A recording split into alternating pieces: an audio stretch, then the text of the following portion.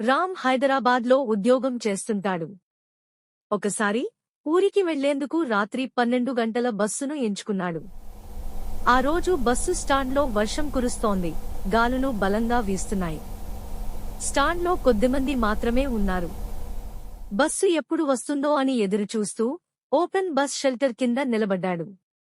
అలా ఉన్నప్పుడు పక్కనే ఉన్న ఓ వృద్ధుడు నెమ్మదిగా వచ్చి రామ్ను చూసి, "ఈ బస్సులో ఎక్కకూడదు. ఇది సాధారణ బస్సు కాదు" అని చెప్పి వెళ్లిపోయాడు. రామ్ నవ్వుకున్నాడు. ఒక వృద్ధుడు భయపెట్టే ప్రయత్నం చేస్తున్నాడు అని అనుకున్నాడు. కొద్దిసేపటికి బస్సు వచ్చింది. రామ్ లోపలికి వెళ్లి ఓ సీట్లో కూర్చున్నాడు.